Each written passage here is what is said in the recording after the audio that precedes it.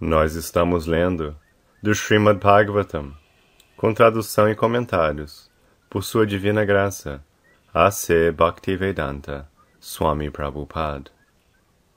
Canto 1, capítulo 8, verso 1. Suta Goswami disse: em seguida, os Pandavas, querendo oferecer água aos parentes mortos que haviam desejado, foram até o Ganges com Draupadi. As senhoras caminhavam na frente. Significado: até hoje é costume na sociedade hindu ir até o Ganges ou qualquer outro rio sagrado para tomar banho quando ocorre morte na família. Cada um dos familiares derrama um pote cheio de água do Ganges em favor da alma que partiu e caminha em procissão, com as senhoras à frente. Os Pandavas também seguiam essas regras há mais de 5.000 anos atrás. O Sr. Krishna, sendo primo dos Pandavas, também estava entre os familiares. Verso 2. Tendo-os pranteado e oferecido suficiente água do Ganges, todos banharam-se no Ganges, cuja água é santificada, devido a ser misturada com a poeira dos pés de lótus do Senhor. Verso 3. Ali sentou-se o rei dos Kurus, Maharaj Yudhishthira, juntamente com seus irmãos mais novos, e Dhritarashtra, Gandhari, Kunti e Draupadi, todos acabrunhados de pesar. O Sr. Krishna também estava ali. Significado: a batalha de Kurukshetra foi travada entre membros familiares, e por conseguinte todas as pessoas afetadas eram também membros familiares, tais como Maharaj Yudhishthira e irmãos, Kunti, Draupadi, Subhadra, Dhritarashtra, Gandhari e as noras dela, etc. Todos os principais corpos mortos relacionavam-se de alguma forma entre si, e por isso o pesar da família era geral. O Sr. Krishna também era um deles, como primo dos Pandavas e sobrinho de Kunti, e também irmão de Subhadra, etc. O Senhor, portanto, era igualmente compassivo para com todos eles, e por isso ele começou a consolá-los convenientemente. Verso 4.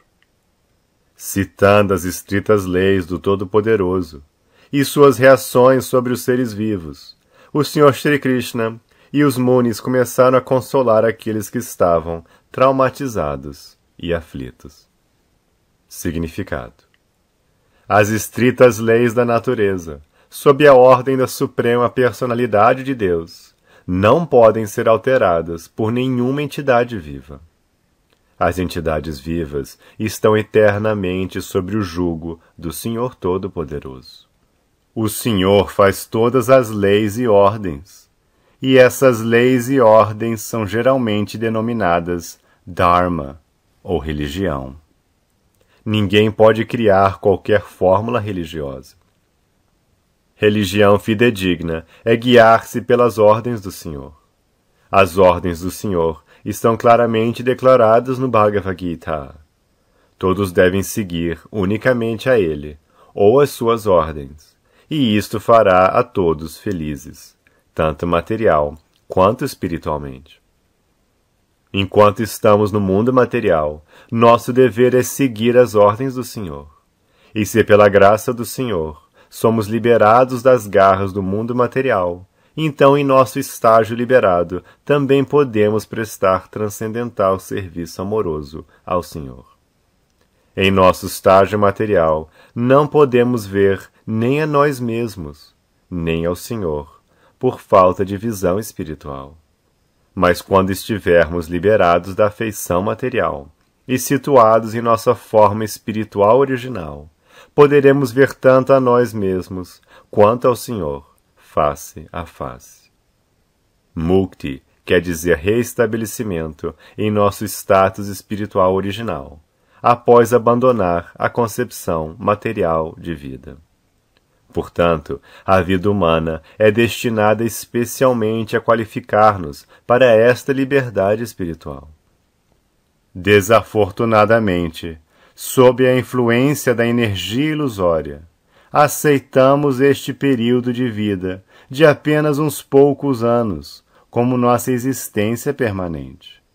E assim nos iludimos como se possuíssemos ditos países, lar, terra, filhos, esposa, comunidade, riqueza, etc., que são representações falsas criadas por Maya, ilusão. E sob o ditame de Maya, lutamos uns contra os outros para proteger essas posses falsas. Ao cultivar conhecimento espiritual, podemos compreender que nada temos a ver com toda esta parafernália material. Então nos livramos imediatamente do apego material. Esta eliminação das apreensões da existência material acontece de imediato através da associação com devotos do Senhor, que são capazes de injetar o som transcendental nas profundezas do coração confuso, e assim nos tornam praticamente liberados de toda a lamentação e ilusão. Estas são, em resumo, as medidas apaziguadoras para aqueles que estão sujeitos à reação das estritas leis materiais, exibidas sob a forma de nascimento, morte, velhice e doença, que são fatores insolúveis da existência material. As vítimas da guerra, a saber, os familiares dos curos, lamentavam-se pelos problemas da morte, e o Senhor os consolou com base no conhecimento. Verso 5. O sagaz Duryodhana e seu grupo usurparam astutamente o reino de Yudhishthira, que não tinha inimigos. Pela graça do Senhor, a recuperação realizou-se, e os reis inescrupulosos que se aliaram a Duryodhana foram mortos por ele. Outros também morreram, ou seja, tiveram diminuída a duração de sua vida, por terem rudemente agarrado, pelo cabelo, a rainha Draupadi. Significado: nos dias gloriosos, ou antes do advento da Era de Kali, os Brahmanas, as vacas, as mulheres, as crianças e os homens idosos recebiam proteção adequada. 1. A proteção aos Brahmanas mantém a instituição de Varna e Ashrama, a instituição mais científica para a obtenção de vida espiritual. 2. A proteção às vacas mantém a forma mais miraculosa de alimento, isso é, o leite, para manter os tecidos mais refinados do cérebro, a fim de entender as mais elevadas metas de vida. 3. A proteção à mulher mantém a castidade da sociedade, pelo qual podemos obter uma boa progenie para a paz, tranquilidade e progresso da vida. 4. A proteção às crianças dá à forma humana de vida sua melhor oportunidade ao preparar o caminho da libertação do cativeiro material. Tal proteção às crianças começa desde o próprio dia da geração da criança, pelo processo purificatório de Garbhadhana Samskara, o início da vida pura. 5. A proteção aos homens idosos dá-lhes oportunidade de prepararem-se para a vida melhor após a morte. Este panorama completo baseia-se em fatores conducentes ao êxito da humanidade, em oposição à civilização de cães e gatos polidos. A matança das criaturas inocentes, acima mencionadas, é totalmente proibida, porque precisamente por maltratá-las, uma pessoa abrevia sua própria vida. Na Era de Kali, elas não são adequadamente protegidas, e, portanto, a duração de vida da geração atual tem se abreviado consideravelmente. No Bhagavad Gita, se afirma que quando a mulher torna-se incasta por falta de proteção apropriada, nascem filhos indesejados, chamados Varna Sankara. Insultar mulher casta significa provocar um desastre na duração de vida. Dushasana, irmão de Duryodhana, insultou Draupadi, uma ideal senhora casta, e por isso os canalhas morreram precocemente. Estas são algumas das leis estritas do Senhor, como se mencionou acima. Verso 6. O Senhor Shri Krishna motivou 3 bem executados Ashvamedha Yagnas, sacrifícios de cavalos, a serem conduzidos por Maharaj Yudhishthira. E assim fez com que sua virtuosa fama fosse glorificada em todas as direções, assim como a de Indra, que havia executado 100 de tais sacrifícios. Significado. Este é como que o prefácio às execuções de Ashvamedha Yagna por Maharaj Yudhishthira. A comparação de Maharaj Yudhishthira ao Rei do Céu é significativa. O Rei do Céu é milhares e milhares de vezes superior a Maharaj Yudhishthira em opulência. Todavia, a fama de Maharaj Yudhishthira não era menor. A razão é que Maharaj Yudhishthira era um devoto puro do Senhor, e apenas pela sua graça, Maharaj Yudhishthira estava ao nível do Rei do Céu, muito embora tivesse executado apenas 3 yagnas, enquanto que o Rei do Céu executara 100. Esta é prerrogativa do devoto do Senhor.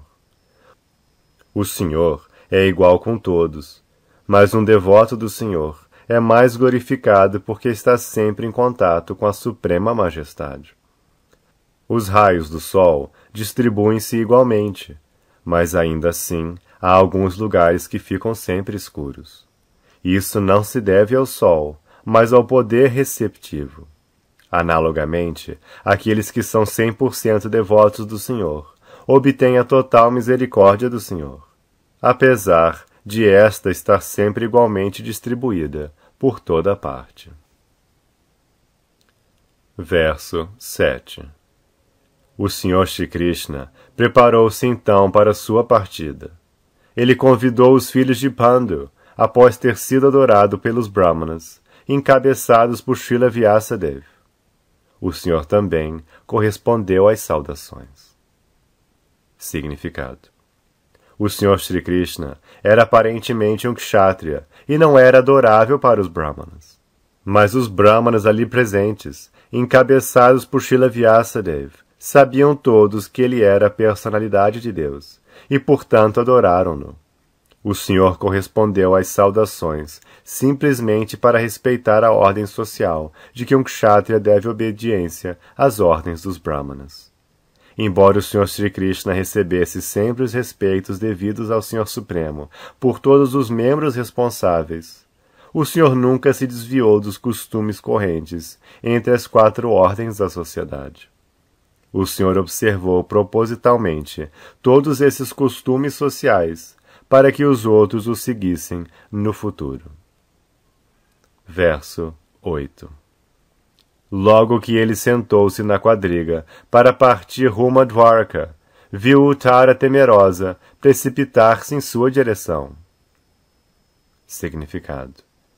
Todos os membros da família dos Pandavas eram completamente dependentes da proteção do Senhor, e por isso o Senhor protegia-os a todos em todas as circunstâncias.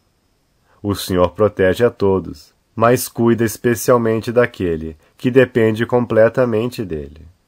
O pai é mais atencioso com um filho pequeno, que é exclusivamente dependente do pai. Verso 9. Uttara disse: Ó Senhor dos senhores, Senhor do universo, vós sois o maior entre os místicos. Por favor, protegei-me, pois não há ninguém mais que possa salvar-me das garras da morte, neste mundo de dualidade. Significado. Este mundo material é o mundo da dualidade, em contraste com a unidade do reino absoluto. O mundo da dualidade é composto de matéria e espírito, ao passo que o mundo absoluto é espírito puro, sem nenhum vestígio de qualidades materiais. No mundo dual, todos estão falsamente tentando tornar-se senhores do mundo, ao passo que no mundo absoluto, o Senhor é Senhor absoluto, e todos os outros são seus servidores absolutos. No mundo da dualidade, todos são invejosos de todos os outros, e a morte é inevitável devido à existência dual de matéria e espírito. O Senhor é o único refúgio de destemor para as almas rendidas. Ninguém pode salvar-se das mãos cruéis da morte no mundo material, a não ser que se renda aos pés de lótus do Senhor.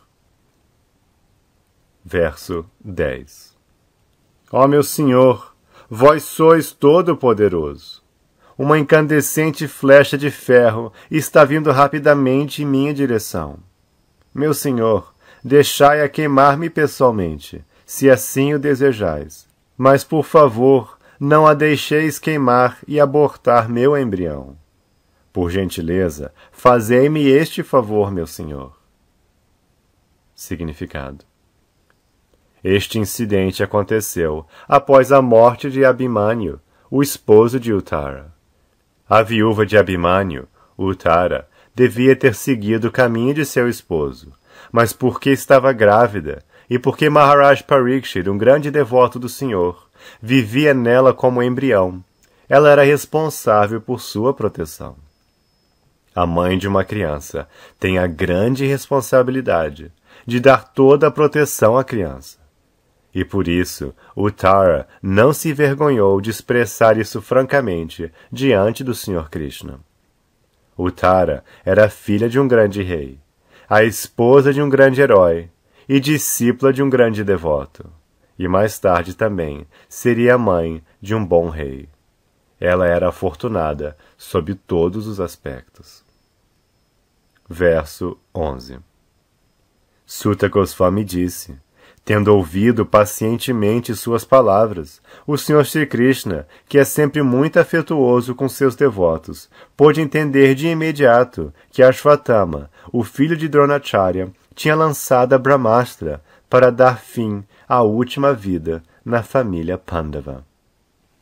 Significado.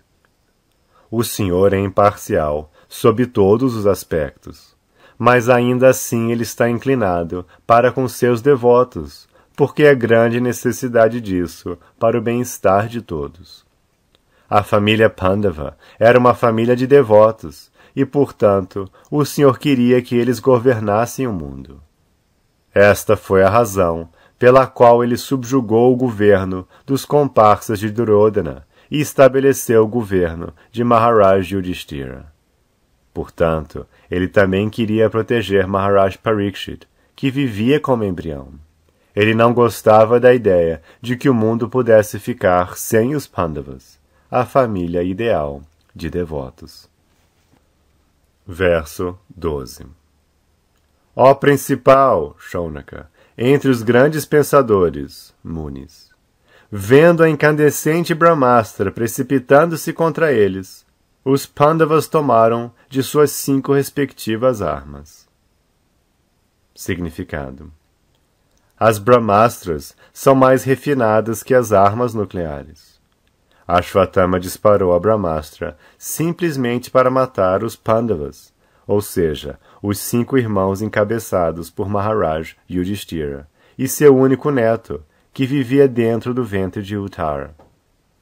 Portanto, a Brahmastra, mais efetiva e refinada que as armas atômicas, não era tão cega como as bombas atômicas. Quando as bombas atômicas são detonadas, elas não discriminam entre o alvo e outros. As bombas atômicas ferem principalmente os inocentes, porque não há controle. A Brahmastra não é assim. Ela aponta para o alvo e segue de acordo, sem ferir os inocentes. Verso 13.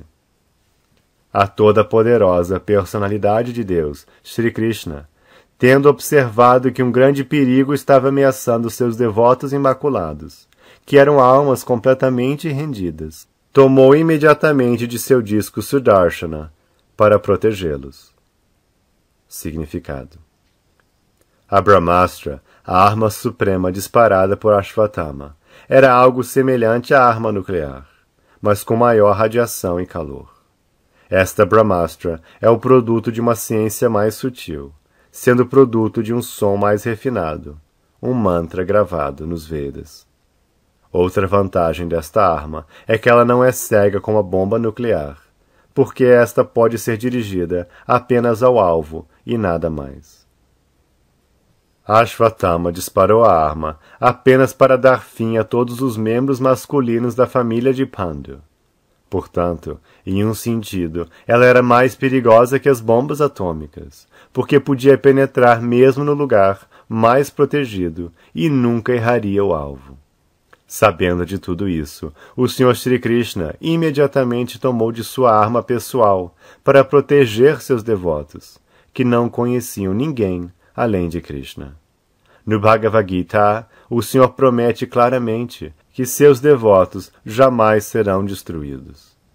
E ele se comporta de acordo com a qualidade ou grau de serviço devocional prestado pelos devotos. Aqui a palavra Ananya Vishayatmanam é significativa. Os Pandavas eram 100% dependentes da proteção do Senhor, embora eles próprios fossem grandes guerreiros. Mas o Senhor não faz caso mesmo dos maiores guerreiros, e também os pode aniquilar no momento.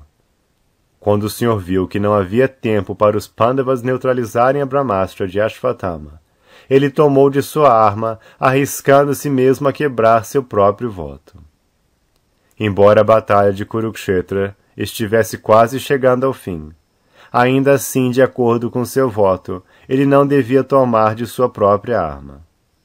Mas a emergência era mais importante que o voto.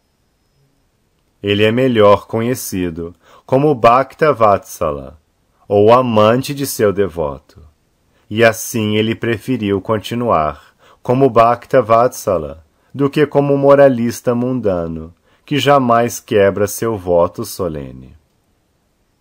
Verso 14. O Senhor do misticismo supremo, Shri Krishna, reside dentro do coração de todos como Paramatma. Como tal, simplesmente para proteger a progenie da dinastia Kuru, ele cobriu o embrião de Uttara através de sua energia pessoal. Significado: o Senhor do misticismo supremo pode residir simultaneamente dentro do coração de todos, ou mesmo dentro dos átomos, através de seu aspecto Paramatma, sua porção plenária. Portanto, de dentro do corpo de Uttara, ele cobriu o embrião para salvar Maharaj Parikshit e proteger a progenie de Maharaj Kuru, de quem o rei Pandu também era descendente. Tanto os filhos de Dhritarashtra quanto os de Pandu pertenciam à mesma dinastia de Maharaj Kuru, portanto ambos eram geralmente conhecidos como Kurus. Mas quando aconteceram as divergências entre as duas famílias, os filhos de Dhritarashtra ficaram conhecidos como Kurus, ao passo que os filhos de Pandu ficaram conhecidos como Pandavas. Uma vez que os filhos e netos de Dhritarashtra foram todos mortos na batalha de Kurukshetra, o último filho da dinastia é designado como o filho dos Kurus. Verso 15. Ó Shaunaka, embora a suprema arma Brahmastra lançada por Ashwatthama fosse irresistível e sem defesa ou revide, ela foi neutralizada e derrotada quando confrontou-se com a força de Vishnu, Sr. Krishna. Significado: no Bhagavad Gita está dito que o Brahmajyoti, ou a radiante refulgência transcendental, repousa no Sr. Sri Krishna. Em outras palavras, a refulgência radiante, conhecida como Brahma Tejas, nada mais é que os raios do Senhor, assim como os raios do Sol são raios do disco do Sol. Desse modo, também esta arma Brahma, embora materialmente irresistível, não podia superar a força suprema do Senhor. a arma chamada Brahmastra, lançada por Ashwatthama, foi neutralizada e derrotada pelo Sr. Shri Krishna, através de sua própria energia. Isso é, ele não esperou pela ajuda de ninguém mais, porque ele é absoluto. Verso 16. Ó Brahmanas, não penseis que isto seja especialmente admirável nas atividades da misteriosa e infalível personalidade de Deus. Através de sua própria energia transcendental, ele mantém e aniquila todas as coisas materiais, embora ele mesmo seja não nascido. Significado: as atividades do Senhor são sempre inconcebíveis para o minúsculo cérebro das entidades vivas. Nada é impossível para o Senhor Supremo, mas todas suas ações são admiráveis para nós, e assim ele está sempre além do alcance de nossos concebíveis limites. O Senhor é a toda-poderosa, toda perfeita personalidade de Deus. O Senhor é 100% perfeito, ao passo que os outros, a saber Narayana, Brahma, Shiva, os semideuses e todos os demais seres vivos, possuem apenas diferentes percentagens de tal perfeição. Ninguém é igual ou superior a ele. Ele não tem rival. Verso 17. Assim salva da radiação da Brahmastra, Kunti, a casta devota do Senhor, e seus 5 filhos e Draupadi dirigiram-se ao Senhor Krishna quando ele partia para casa. Significado: Kunti é descrita aqui como Sati, ou casta, devido à sua devoção imaculada ao Senhor Shri Krishna. Sua mente se expressará agora nas seguintes orações ao Senhor Krishna. Uma devota casta do Senhor não recorre a outros, a saber, qualquer outro ser vivo ou semideus, mesmo para livrar-se do perigo. Esta foi sempre a característica de toda a família dos Pandavas. Eles não conheciam nada exceto Krishna, e por isso o Senhor também estava sempre pronto a ajudá-los em todos os aspectos e em todas as circunstâncias. Esta é a natureza transcendental do Senhor. Ele corresponde à dependência do devoto. Não se deve, portanto, buscar a ajuda de seres vivos imperfeitos ou de semideuses, senão que se deve buscar toda a ajuda do Senhor Krishna, que é competente para salvar seus devotos. Uma devota casta, assim também nunca pede ajuda ao Senhor, mas o Senhor, por sua própria vontade, está sempre ansioso por prestá-la.